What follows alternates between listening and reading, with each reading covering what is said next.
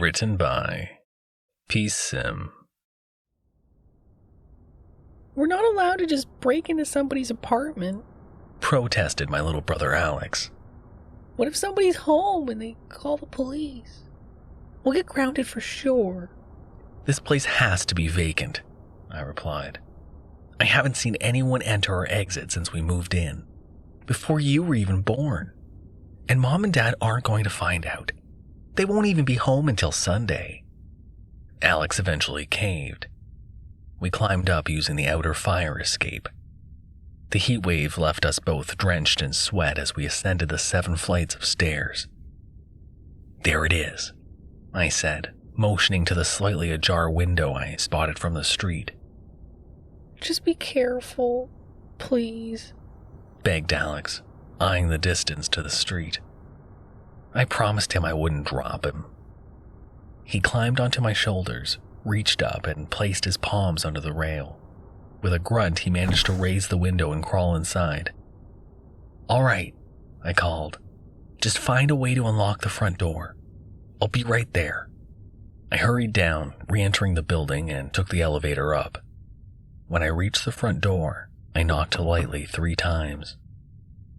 To my relief, it creaked open, revealing Alex inside. It's like you said. Nobody's home. His face was pale and I realized he was shivering. Great, I said through a grin. Is it okay if I go now? Asked Alex as he crept into the hallway.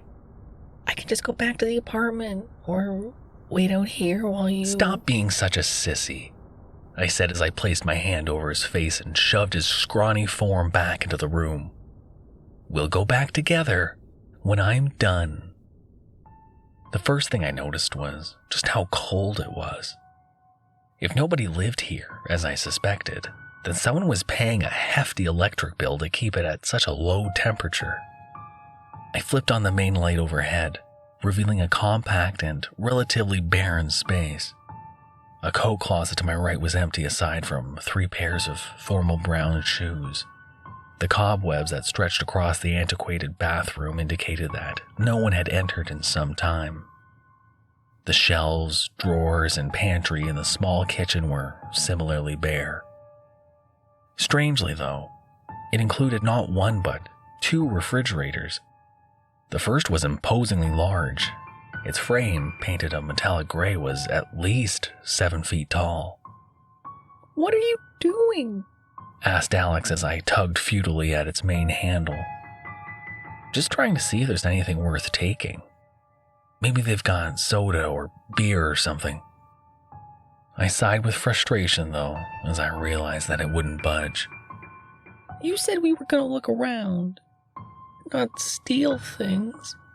I ignored him as I approached the second refrigerator. It was slightly smaller, with a sickly yellow color that matched portions of the tacky floor wallpaper behind it. Its single compartment opened with ease, revealing only an empty space inside. I turned to Alex. If you keep whining, I taunted, maybe I'll shove you in there. Alex quieted down. We entered the living room, which contained 2 long, wide divans, with sunken white cushions that encircled an outdated television. Is there anything of value here? I whined as I sifted through a small set of VHS tapes stacked next to a dusty VCR. Balto, Annabelle's Wish, Toy Story, Ghostbusters, Batman and Robin. None would be worth the effort to sell online. Let's go, Alex insisted. Maybe somebody does live here. They could come home any moment. Plus, there's nothing here worth taking. There is one thing, I said, motioning to a mini fridge sat between the sofas. It was tiny, with a murky olive finish.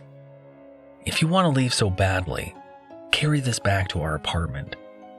You want me to help you steal it? No way. Just do this one thing and you can go now, okay? Oh, fine, moaned Alex. He called back to me as he carried it into the hallway. But if I get caught, I'm blaming you. Whatever, I said. I'll catch up to you in a minute. As I stepped into the bedroom, I sensed a vague hissing sound growing in the kitchen behind me. I started to feel uneasy, but I pressed on. I had one more room to explore. The bedroom consisted of a king-sized mattress that lay in the center of the carpeted floor. Next to it sat a small pile of cushions, and on the other side stood a wooden dresser. I pulled open the top drawer. My heart beat in excitement as I had finally hit the jackpot. An orange pouch contained jewelry and a set of vintage coins, Sacagawea, Susan B. Anthony, and silver dollars. Next to it sat a thick stack of out-of-circulation $2 bills, held together by a rubber band, along with a set of stamps, envelopes, and a wallet loaded with additional cash. The wallet also contained several outdated credit cards, a library card, a checkbook, and an old driver's license, all displaying the name James A. Herman. I had a vague memory of my parents mentioning a Mr. Herman living in the building when I was little, before Alex was born. Something about him running an appliance company. But where was he? And how had I never seen him before? I returned to the living room carrying some of the more valuable items I had found in the dresser. To my surprise, the chill I'd felt before had faded.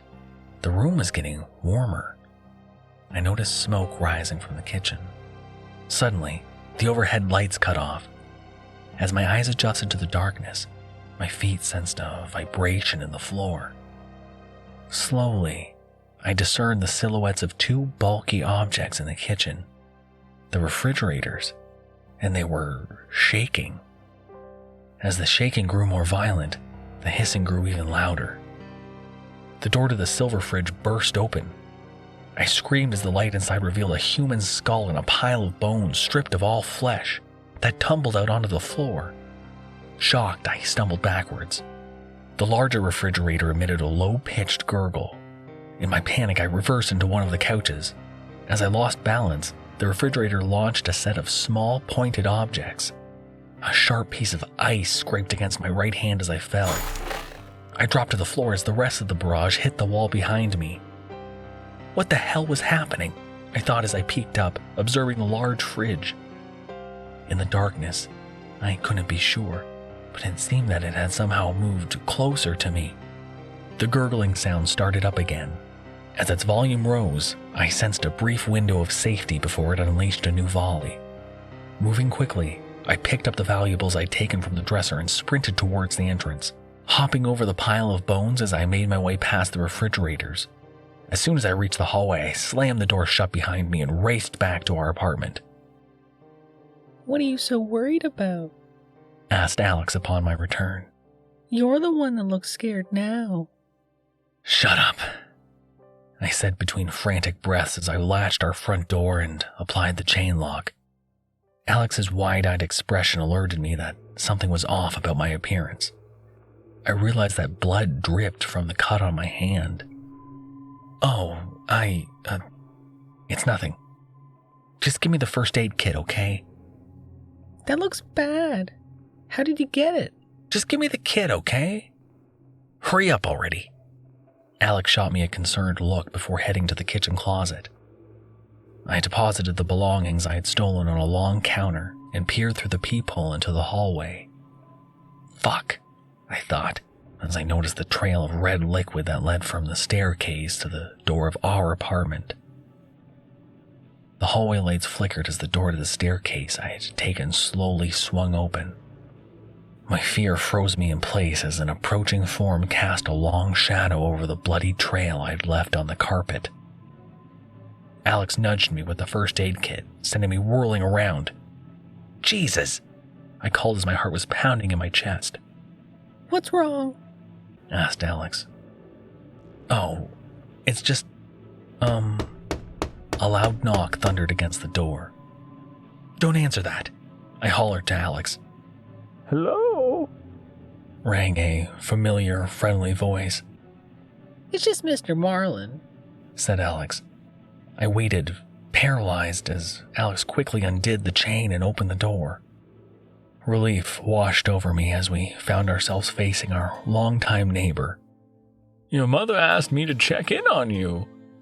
He removed his hat as he stepped closer to me. I realized he'd spotted my wound. "You doing okay there, Frank? I see you're the one responsible for the stain in the hallway." "Yeah, it's, just a splinter," I stammered as I scanned the vacant hallway behind him. I was just about to bandage it. Mr. Marlin helped me dress the wound. Alex maintained a sour, disapproving expression as I concocted a story about nicking my hand on a wooden handrail on the way back from the park. Thankfully, he didn't speak up to contradict me, nor did Mr. Marlin notice the pile of valuables on the counter. After Mr. Marlin left, I felt my rational senses return to me and realized the absurdity of my paranoia. The refrigerators had just malfunctioned, or broken down or something. It's not like they were coming after me for stealing money from them. That would be ridiculous. I didn't get a good look at them anyway. But what about the bones? Did they belong to Mr. Herman or someone else? Were they even real? I needed to tell the police about it, but I knew if I did that, that would only come back to bite me now that I was in possession of stolen goods from the apartment. I decided to stay silent, at least for now. As I set up the mini fridge in Alex's and my shared room, I realized I still had Alex to worry about. He was clearly angry with me. If he stayed that way, he could very well confess what I'd done to our parents. I needed to get him back on my side, and then clean up the trail I'd left behind. "Hey, Alex, what do you say we go to Marco's down the street for dinner? You always love it there. It's on me, okay?" He brightened up as we devoured the pizza we ordered. When we were done, he looked quizzically at the set of $2 bills I'd left on the table. That money was from the apartment we broke into, isn't it? Asked Alex as we headed home. "Oh, come on," I retorted. "What's it to you?" I don't like it. I think you should return it. I laughed. "Yeah, right. For all we know, nobody even lives there, and this money's been sitting there unused for years. And who cares? It's ours now." Whatever. His persistence started to get to me. When we stopped at a convenience store, I began to pay for the snacks I purchased with the money from the apartment. Only I changed my mind at the last moment, instead paying with my own cash from my wallet. At the time, I wasn't sure why I did that. That night, I scrubbed up the bloodstains as best I could. In our bedroom, I counted the money I'd stolen. It totaled over $1,500. I remembered Alex's suggestion that I return it. I'd been so excited about keeping it before. Why did Alex's idea hold such a strange appeal to me now? The buzzer rang. It was Mr. Marlin. "I seem to have forgotten my key. Would you all mind letting me into the building?" "Sure," I said, hitting the button for enter. Was that Mr. Marlin? Asked Alex. "Yeah." He left his hat. How about you and I give it back to him when he comes up here? I groaned. Alex was so sanctimonious, but I gave in. "Sure, if it makes you happy." We waited by the elevator. When the door opened, Alex held out the hat with a grin. The elevator chimed as its doors opened. "Alex!" I cried, but it was too late. The compartment of the yellow refrigerator that stood before us burst open. A pinkish tissue emerged, rapidly wrapping around Alex and tugging him inside. I grabbed onto him and pulled him back.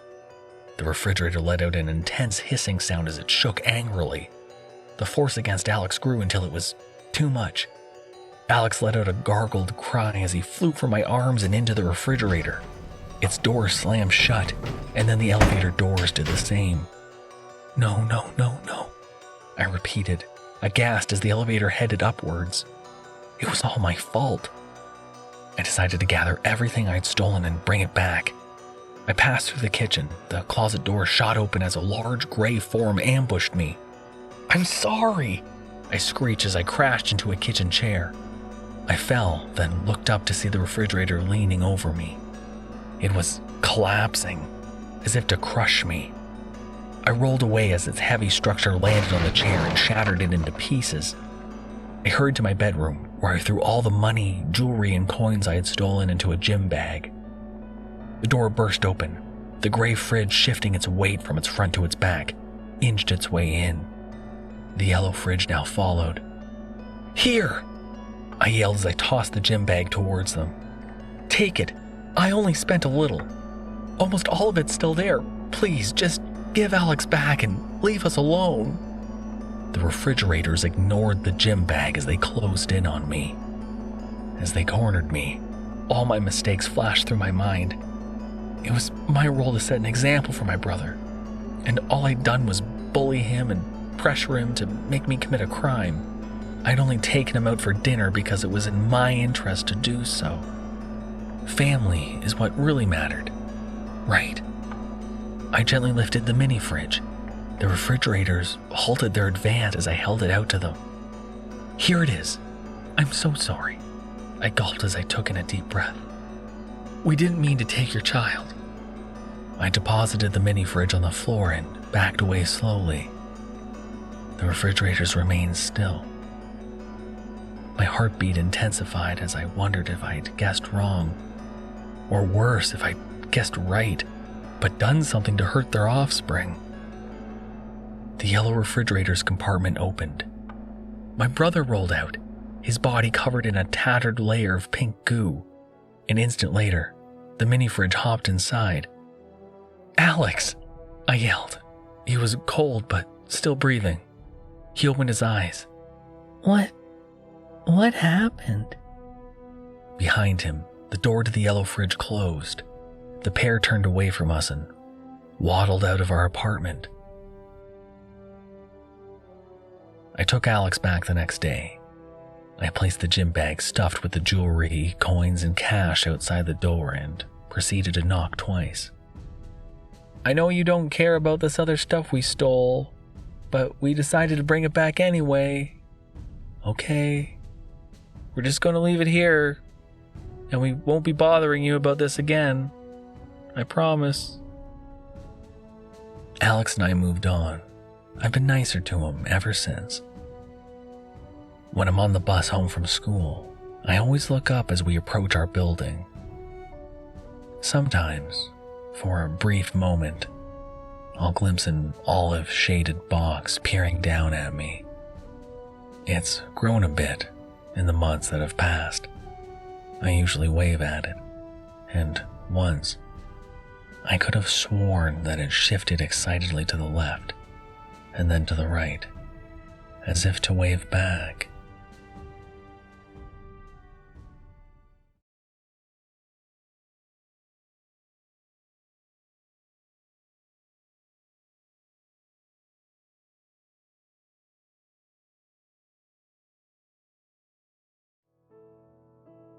Thank you for listening. You can probably handle another horror story, right?